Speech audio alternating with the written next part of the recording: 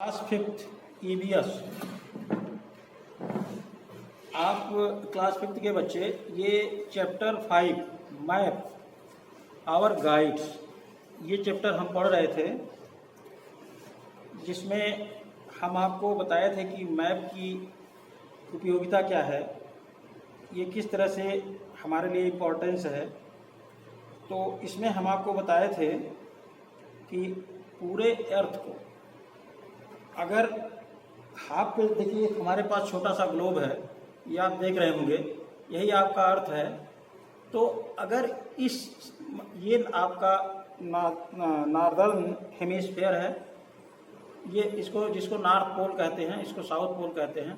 अगर इन दोनों के बीच ये जो आपका एक गोला है पृथ्वी, अगर इसके आधे पे इस तरह से एक लाइन खींच दी जाए तो इसी को हम पिछले वीडियो में बताए थे कि ये इक्वेटर है आपका।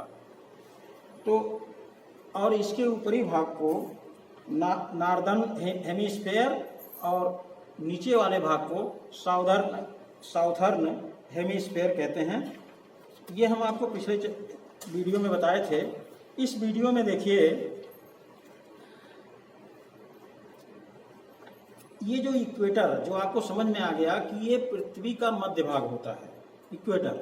अब इसके ऊपर भी लाइनें होती हैं, इसके नीचे भी लाइनें होती हैं, और लेकिन इक्वेटर के पैरेलल, ध्यान दीजिए, जो आपकी इक्वेटर लाइन है, इसके ऊपर भी और इसके नीचे बहुत सी पैरेलल लाइनें होती हैं।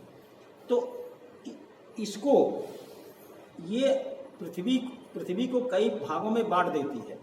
ये लाइनें जो होती हैं, ये पृथ्वी को कई भागों में बांट देती हैं। तो ये सभी भागों को क्या कहते हैं? सभी पार्ट को लैटिट्यूड कहते हैं। ध्यान दीजिए, जब इस तरह से यानी हॉरिजॉन्टल इसको डिवाइड किया जाएगा अर्थ को, तब इसको लैटिट्यूड कहेंगे। इसके एक एक ऊंचाई को लैटिट्यूड कहेंगे। और जब इसको इस तरह से डिवाइड किया जाता है मेनी लाइंस में, तो इसको लॉन्गिट्यूड कहते हैं, लाइंस ऑफ लॉन्गिट्यूड। और इक्वेटर पे जो आपकी डिग्री होती है, इक्वेटर पे ये 0 डिग्री होती है। तो ये आपका ग्लोब है, इसको दिमाग में रखिए आप, और फिर आगे देखिए कि ये जो दो लाइनें होती हैं, ये एक जो हॉरिजॉन्टल होती है, इसको लॉन्गिट्यूड, सॉरी, जो हॉरिजॉन्टल लाइनें होती हैं ये लैटिट्यूड इसको कहते हैं, और जो वर्टिकल लाइनें होती हैं इनको लॉन्गिट्यूड कहते हैं। अब देखिए, ये आपका पूरा अर्थ 360 डिग्री होता है। जिस तरह से आपको हम सर्कल पढ़ा रहे थे, तो सर्कल के सेंटर पे कितने डिग्री का एंगल बनता है? 360 डिग्री का। तो ये पूरा रोटेशन जो होता है, पूरा राउंड जो होता है पृथ्वी का, उसके सेंटर पे 360 डिग्री का एंगल क्रिएट होता है, बनता है।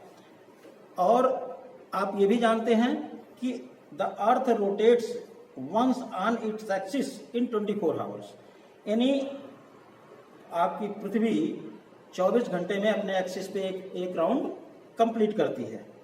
इन अदर वर्ड, अगर इसको दूसरे शब्दों में कहा जाए, we can say that in order to complete latitude of 360 degree it takes 24 hour. यानी अगर इसको दूसरी भाषा में कहा जाए कि जो लैटिट्यूड आपका है, वो एक कंप्लीट लैटिट्यूड जो होता है, वो 360 डिग्री का जो होता है, उसको कंप्लीट करने में 24 आवर लगते हैं। तो ये जो 24 आवर है, ये 360 डिग्री कंप्लीट करने में लगता है। तो 1 डिग्री, यानी आपकी अर्थ अगर 1 डिग्री मूव करे तो कितना समय लगेगा?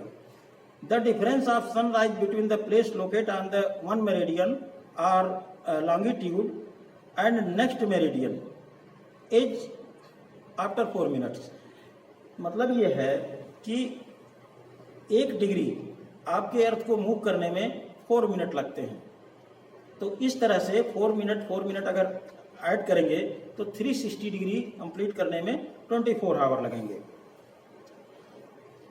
और सबसे महत्वपूर्ण बात यह है कि that is how we may know local time. Local time क्या होता है? ये 82.5 degree east is know as the Indian standard time. देखिए पूरे ऑल वर्ल्ड में जो समय होता है वो डिफरेंट है, अलग अलग है, अलग अलग डिग्री पे अलग अलग टाइम लोकेट किया जाता है। तो इंडियन स्टैंडर्ड टाइम जो होता है वो 82.5 डिग्री पे कैलकुलेट किया जाता है। अब देखिए ये जो लाइनें अभी हमने आपको बताया, लैटिट्यूड और longitude, the lines of latitude and longitude intersect each other in the right angles. यानी एक जो वर्टिकल लाइन है और एक जो हॉरिजॉन्टल लाइन है वो एक दूसरे को 90 डिग्री पे इंटरसेक्ट करते हैं। तो ये जो इंटरसेक्ट करते हैं, तो जहां ये कई लाइनें इंटरसेक्ट की हैं तो ये एक प्लेस बन जाता है, एक ब्लॉक बन जाता है। जैसे दो लाइन अगर इस तरह से खींची जाए और दो लाइन वर्टिकल खींची जाए तो उन चारों लाइनों के बीच में एक ब्लॉक बनेगा। इसी ब्लॉक को ग्रिड कहते हैं। यानी जो तमाम लाइनें वर्टिकल और हॉरिजॉन्टल खींची गई हैं उन लाइनों के बीच जो ब्लॉक बने हुए हैं छोटे छोटे, उन्हीं को ग्रिड कहते हैं। There is usually a box in a corner of the map. तो वो ये जो मैप है उसमें ये नजर आता है कि ये जो ग्रिड आपका बना हुआ है और यही की होता है। की का मतलब यह है कि मैप को समझने के लिए इस ग्रिड को समझना बहुत जरूरी है। और ये map gives us many kinds of information about earth, each part of the earth such as crops, population and rain etc।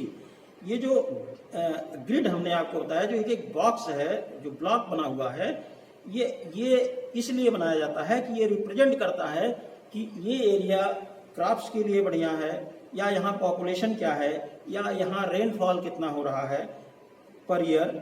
तो ये सब चीज की जानकारी इकट्ठा करने के लिए उस पर्टिकुलर प्लेस को इंडिकेट किया गया है मैप में। अब डायरेक्शंस आइए। डायरेक्शन क्या होता है? जिस तरह से हम आपको यहाँ स्कूल में बताते हैं कि ये ईस्ट है, वेस्ट है, ये नॉर्थ है, ये साउथ है, सेम एज मैप में भी उसी तरह से डायरेक्शन होते हैं। जो मैप का ऊपरी हिस्सा होता है उसको नॉर्थ कहते हैं, और जो नीचे होता है बिलो उसको साउथ कहते हैं। लेफ्ट साइड पे आपका वेस्ट होता है और राइट साइड पे ईस्ट।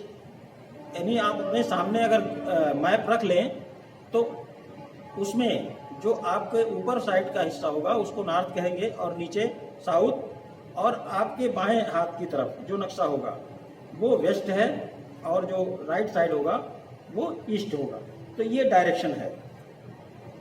तो और इसके अलावा 4 डायरेक्शन के अलावा भी 4 डायरेक्शन होते हैं। यानी अगर कोई प्लेस आपको इंडिकेट करना है जो नॉर्थ और ईस्ट के बीच में है तो उस डायरेक्शन को नॉर्थ ईस्ट कहते हैं। सेम एज अगर कोई प्लेस वेस्ट और नॉर्थ के बीच में है तो उसको नॉर्थ वेस्ट कहेंगे, और अगर कोई प्लेस साउथ और वेस्ट के बीच में है तो उसको साउथ वेस्ट कहेंगे, और अगर कोई प्लेस साउथ और ईस्ट के बीच में है तो उसको साउथ ईस्ट कहेंगे। तो कुल मिला के जो डायरेक्शन है मैप में वो 8 डायरेक्शन हो गया। 4 आप जानते थे, 4 और। तो इसके बाद मैप बनाया कैसे जाता है ये आपको हम नेक्स्ट वीडियो में बताएंगे।